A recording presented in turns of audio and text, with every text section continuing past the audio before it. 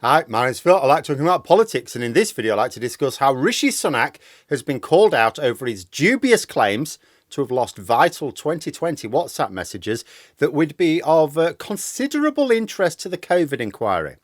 But first, if you'd like to be notified of daily news and politics, please subscribe to the channel. So yeah, the COVID inquiry ordered all government records related to COVID pandemic planning, including WhatsApp messages, to be handed over. Rishi Sunak, aka Dr. Death, resisted. It went to court and the court told the Grim Reaper to hand them over. Many of these messages have now been handed over, and what they've revealed so far is extraordinary, even for those of us who were always very cynical of the Tories and who knew they were lying about most things, even in 2020. But Rishi Sunak has not handed over his WhatsApp messages from the period. He claims he lost them. Oh, bad luck, terribly bad luck.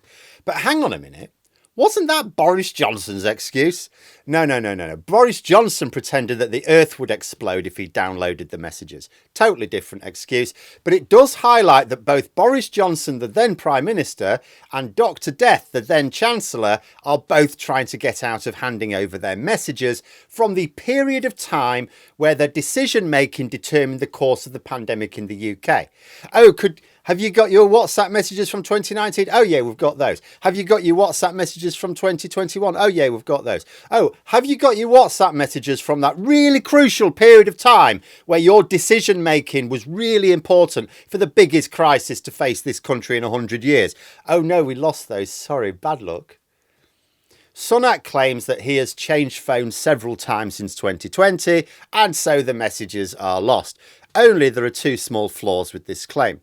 First, people change phones all the time without losing their WhatsApp messages. Second, the rules stipulate that ministers are responsible for ensuring that all government records are preserved. They're simply not allowed to say, oh, sorry, lost them. This is why officials normally handle the records.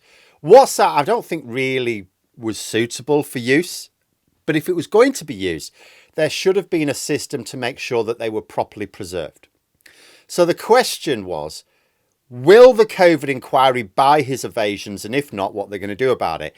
However, it has moved on a little bit. Sunak's got another problem now, as reported in The Sun, of all places.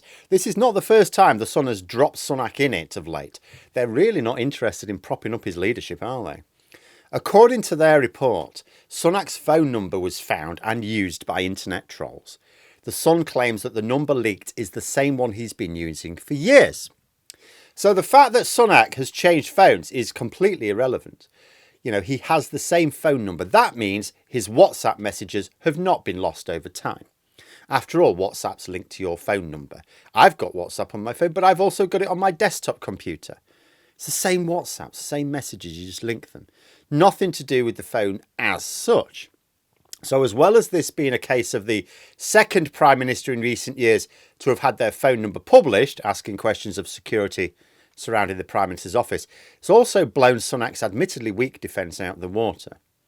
I mean, I wonder what Baroness Hallett, the former judge leading the COVID inquiry, will ask Sunak. You know, what will she ask him what's going on? Like, maybe it'll be a question put to him when he turns up to give evidence himself in person. I think that's due to take place next month.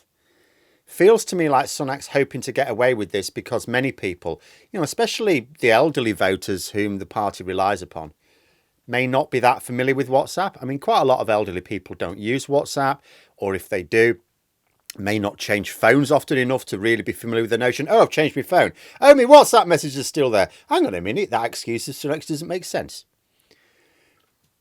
But Dr. Death doesn't just have to convince voters that his rubbish excuse is not a rubbish excuse. He's got to convince the judge as well.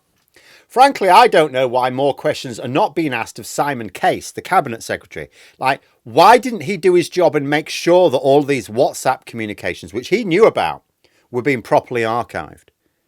Like, or when a senior member of the government changed their phone, why wasn't he going, right, we need to make sure we back up all of your messages? Why wasn't that happening? Also, speaking of Simon Case, it's been reported today that he is taking leave for medical reasons. Now, I don't want to throw out wild speculations when a man might actually be seriously ill, But I will say that this is bloody interesting timing, given that the inquiry are currently examining the decision making at the top of government.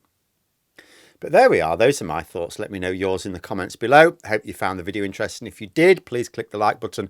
And if you'd like to support the channel further, the join button for memberships. And until next time, I'll see you later.